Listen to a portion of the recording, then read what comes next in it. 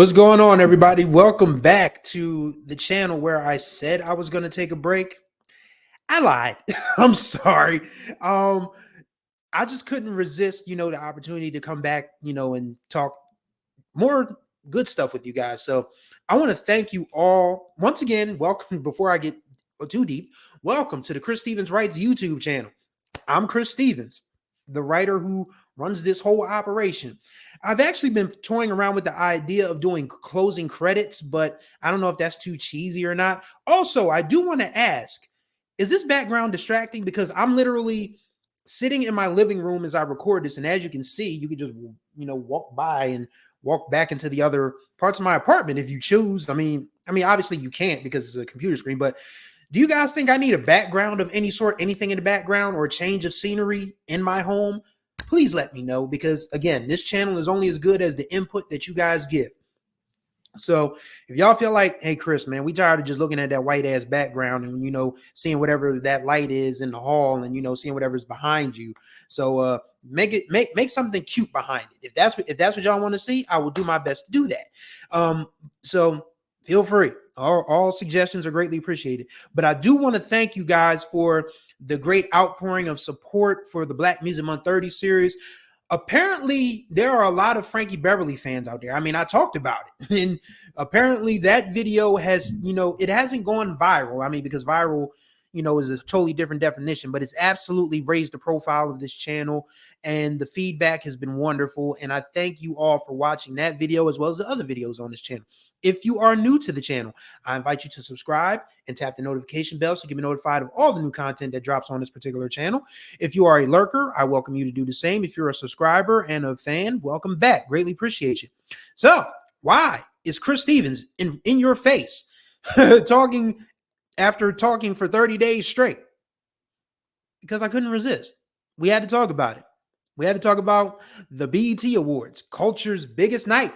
And what made this award show, I mean, it's always an interesting night. I mean, next year's going to be the 25th anniversary of the BET Awards, if we haven't all been sold back into slavery by then. Shouts out to the Supreme Court for their bought and paid decisions.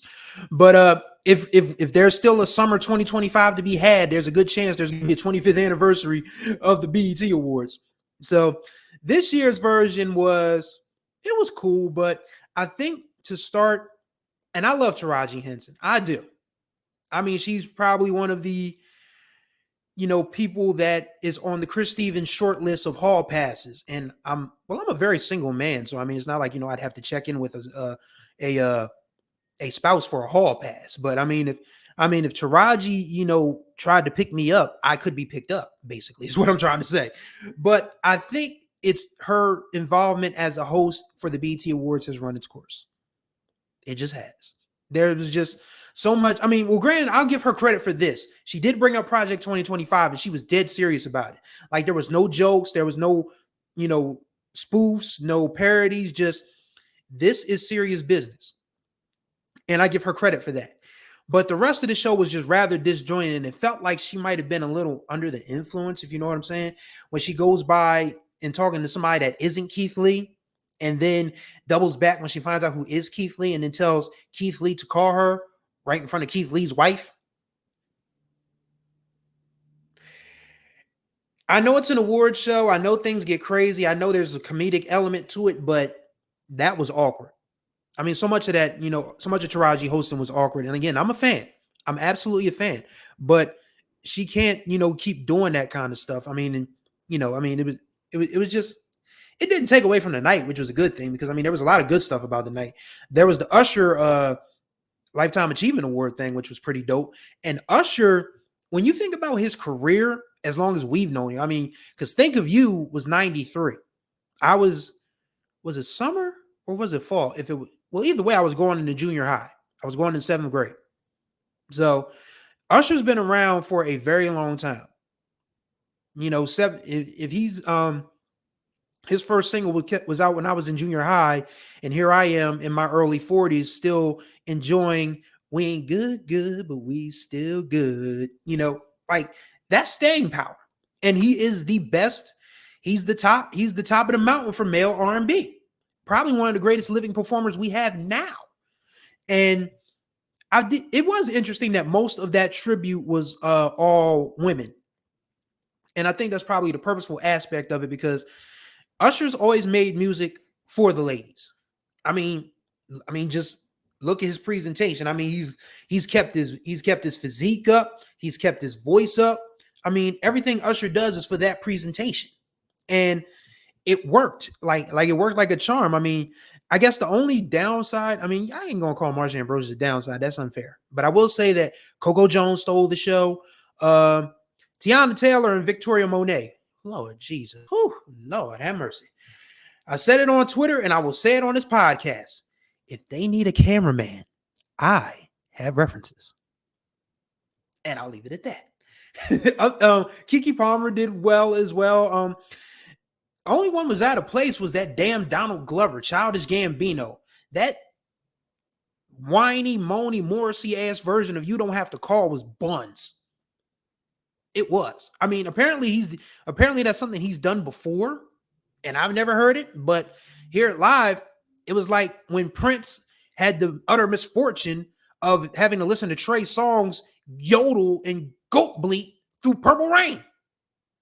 Like, that is one of the greatest memes of all time. Prince and his bald lady companion just looking at each other like, girl, what is this? It was like, it was on that level. You could just tell on Usher's face, like, maybe I should have gave this song to somebody else for the tribute. Maybe, just maybe. But Usher wasn't to be outdone. He had a great speech. Too bad we couldn't hear most of it because BT had censor issues. And Usher was a little, to the wind himself, because that random ass, I'm trying, Tamika, just came out of nowhere. I was like, oh, are we witnessing a public spat here? Gasp and swoon. But yeah, Usher deserves every, bit of credit and flowers that he gets, man, because there aren't that many that compare to him that are alive anyway. Like, when you talk about Usher, you can only talk about people like Mike, like Prince, like James Brown, those folks. Like Stevie. Stevie's still with us. We need to rap Stevie and bubble wrap, please. We need Stevie around as long as possible. I've never seen Stevie Wonder tour, and Stevie Wonder is my personal GOAT. If he goes back out on tour, I'm starting OnlyFans. And mind your business when you see it. That's all I got to say. But more than that, I think that the night was really just about, these women, making a statement in the culture, especially in the rap game, because Megan Thee Stallion performed twice and didn't lose a single breath. Like, she is a legitimate athlete, people. Think about it. She comes out to open up, does a medley, and it's all like, it's not like, she just, stumbling through or picking the slow songs. Like, because she doesn't rap slow to begin with. But she came back out for the joint with Glorilla and killed that. And Megan another one who deserves all of her props, because that woman been through hell and back. Lost her parents, lost her grandmother, got shot in the foot by a garden gnome, got accused of lying by people who said she didn't get shot by the garden gnome, having to sift through beefs with a woman that is my age and her lackeys, and having to put Mr. You better not ever go to Cell Block 1 in his place. Megan doesn't get enough credit for starting the Drake downslide. But when she said worried about Megan, need to be worried about Megan's Law, talking about BBLs and got the same scars, posted up in another nigga's neighborhood like a bad bitch. Like, Megan was talking about Drake the whole time. That's what made the Barb woman jumping in it so foolish, because she wasn't even addressing you. She was addressing Drake. She was addressing your homeboy. You took the bullet for your man. And it didn't make sense to do so. You play to win the game. Sorry, I just had to throw that out there. I do that whenever I start ranting, because Herman Edwards just gave us a heat rock with that one. But anyway, Megan being able to see through this all, and Megan, the album, is poised to be a top 3 Billboard debut. That's awesome. And I listened to it on Friday. There was so much to like about that album. There's Guess We Both Ain't Shit, which Lil Juice sampled one of my favorite Tina Marie joints, Out on a Limb for. There's the Miami Blue joint with Big Crit. Once again, Megan Thee Stallion, Big Crit, joint album. Make it happen. Megan rapping, Crit producing. Bet it goes platinum, or at least it becomes one of the most critically acclaimed, or it becomes one of the most critically acclaimed projects of the day. Big Crit producing a Megan Thee Stallion album in full. You know what we want. Give us what we want. Give me that Big Crit and Meg collabo for 12 to 15 tracks. Give Crit a sample budget. Let Megan go crazy. And we all win. It's that simple. It is that simple. Okay, now, rest of the show. Angel Reese won the BET Sportswoman of the Year award. I don't have a problem with that, because as much as I love Asia Wilson, Asia is going to get all of her stuff when it's due. Because I mean, she's already finally her sneakers coming out next year. Her merch is dropped. I can't wait to get me an Asia Wilson shirt, dog. Once I get this car situation straight, beginning of next month. Oh yeah, I'm finally going to get a car next month. Hallelujah! Beginning of next month, I'm actually going to be having enough money to go get something. Very excited about that, because I've been tired of sitting in this house. But anyway, once that's all straightened out, I'm going to get me an Asia Wilson t-shirt and rock that motherfucker proudly. I love Asia Wilson. But Angel winning feels a little more in line with, because even though Asia and Angel are kind of peers in a way, Angel just feels like she has she is on Asia and Angel both are on the pulse of the culture, has your finger on the pulse of the culture, make no mistake about it. But Angel is just super hot right now. I mean, for crying out loud, Megan Thee Stallion just referenced her on Club Shay Shay. And the Reese's Candy Company. Oh my God. It's money in the bank. Just go ahead and announce the partnership, Reese's. Don't waste our time. Because the Angel Reese fan group is called the Reese's Pieces. That's great. That's perfect. And I consider myself, the individual name is Reese Cup, but as a collective, we're Reese's Pieces. So I consider myself a Reese Cup. So yeah, I'm very much excited, rooting for Angel to do well and everything. I want to do a WNBA show on here again. Just have to, avoid the trolls as much as possible, or just let them cook, because I mean, they ain't got nothing else going on for their lives. But yeah, I may do a WNBA show at some point. Again, I did one before. I'll do another one. But yes, very excited for Angel. Victoria Monet had another great night. Victoria Monet is a stara, not a star, a stara. And it's so funny because people keep bringing up the fact that people thought she wasn't worthy of MTV awards. And lo and behold, she's won Grammys. She's won BET awards. She absolutely closed out Pride Month for our LGBTQ friends with a scintillating performance with Tiana Taylor. Once again, I am available for those services. So, it was a great night for Victoria Monet. It was a great night for Megan. It was a great night for, a lot of people, honestly. And I think what makes the BET Awards such a must-watch event for culture's sake is that as ghetto as we complain BET is sometimes, you're still going to find something fun about it. And I mean, we're past due to disown ghetto as a pejorative, because there are neighborhoods, there are hoods and ghettos everywhere in the United States of America. I, for one, Chris Stevens, grew up on the east side of Wilmington, Delaware. It was not a to-do sort of a neighborhood.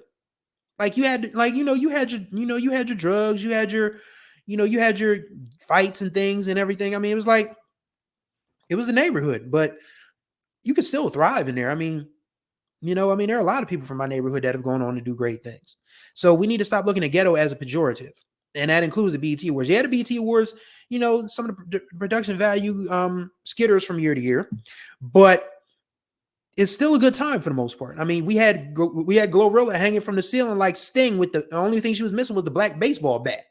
So we had Taraji open up the show with "They Not Like Us." And oh yeah, that song's not going anywhere. Everyone's talking about, I'm tired of "They Not Like Us. I'm tired of it." Well, you're just gonna have to be asleep, because that song ain't going nowhere. Especially, like I said, once we get into the throes of Black college football season and these HBCU bands and the band directors get their hands on the arrangements, cancel Christmas. It's going up. It's going up. I cannot wait. I'm either going to be covering Dell State or Lincoln football, or probably both for HBCU sports this fall. So the first time I hear They Not Like Us from an HBCU band, I'm absolutely recording, and I'm probably going to record myself attempting a sea walk. The only reason I say I can't sea walk is because I have a bad ankle and a bad knee. So, and it's all on one side. It's my right leg. So if I try to sea walk, it's going to look like a K. So I may forego the sea walk, but I'm absolutely, doing a little West Coast bop to They Not Like Us. Make no mistake about it. That song's not going anywhere. Sorry to say. But overall, the BET Awards was a really fun night. And, we got to see some really fun things. Tanner Adele performing for the first time, even though I thought she deserved a main stage and not a side stage. Van and Harris, I think is how it's pronounced. Because why they name that girl that? Because it almost sounds like, it sounds kind of not Flavor Flavors, but bowlish. Bowl is easier to say than Harris, but we'll learn. We will learn as we learn Quinvazane Wallace's name. See, I just said it with no problem, so I will learn Harris quickly. Or to quote my Libra September 25th brother T.I. expeditiously. T.I. is a Thesaurus Incorporated. He likes to use the words that in the dictionary that we don't use in everyday life. So shouts out to T.I., Thesaurus Incorporated. But yes, the BET Awards was a very fun night as usual. I think the only awkward point was when they included O.J. Simpson in the memoriam, because we know that O.J. did it.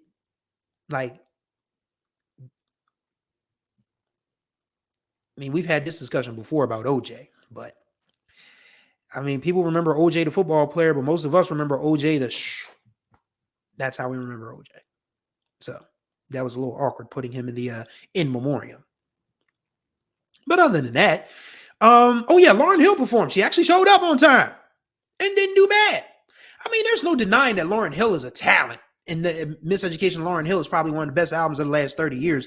But she's missed so many dates. She's been 5 and 6 hours late to concerts and all of this other stuff. And it's like, nobody gets that much carte blanche. Maybe I'll sit through a Stevie Wonder 5 or 6 hour delay, but that's about it. Beyonce didn't even keep us waiting that long during the Renaissance tour. I can't believe it'll be a year next week since I went to go see that woman for the first time. And I'm still just like spellbound by the whole experience. But Lauryn Hill did well. She brought out Wyclef, her baby daddy. Well, no, he wasn't her baby daddy, but he was somebody that, she had also had a situation with. So, but it was a good night. Overall, the BET Awards, it's what you expect. If you haven't watched it yet, BET shows it 7 million times. As I'm recording this, it is still the first half of the week. So if you have not seen the BET Awards yet, all you got to do is just look for BET on your cable system. And I think it's even on BET Plus on demand. If you have BET Plus to stream, I might actually splurge for BET Plus because I want to see what they got, because everybody's talking about how good the stuff is on there. I'm sad I missed the show with fine ass Tanisha Long on it. Bigger or whatever it's called. I missed that show. I'm mad I missed that one. So anything else I probably just had to catch up on the flip side. But if you haven't seen the BET Awards yet, you got time, because they're going to replay it over and over and over again during the course of this week. So still the first half of the week, still got time. Just check your guide, find BET, and watch. And you will have a good time watching, because again, there's some awkward parts. There's Taraji, doing the most. The B. Simone woman, she was bad. I think that's probably why they sent Taraji out there, because everybody was like, yo, B. Simone sucks, get her out of here. So they just put Taraji out there because they was tired of B. Simone, getting the boos from the social media crowd. So, and of course, the whole muting of Usher's speech, which was just like, he ain't cussing this whole speech, man. What's wrong? Is BET screwing up? Of course it was. But overall, good night for the culture. Good night for culture's biggest night. And it's just one of those things where it's one of those black things that you just have to experience for yourself. Like if you've never watched the BET Awards, you gotta try it one time. It ain't that bad, I promise. And I keep saying overall because that's just my way of closing things out. It just, I don't know why, but what am I thinking about here? I'm thinking about ending this show because I think I've talked enough, and I have. So, ladies and gentlemen, thank you for watching this edition of the Chris Stevens Writes YouTube channel. Even though I said I was going to take a week off, I lied. I'll probably be back at the beginning of next week after I have gone to see Frankie Beverly for the last time with my mother. And then, of course, whatever else is going on in the world, we will talk in music and everything else. We will talk about it then. Contact information in the description below. Once again, if you are new to this channel, be sure to subscribe and tap the notification bell so you be notified of all the new content that drops on this channel. If you are not new, thank you for coming back. Greatly appreciate it. All the feedback, all the likes, all the views, the comments. Oh my God, we finally have comments now. We're getting comments on videos. This is exciting. All right, so as this channel grows, I'm looking forward to bringing more of the good stuff to y'all. So thank y'all for watching. So until the next time we speak, y'all be good or be good at it.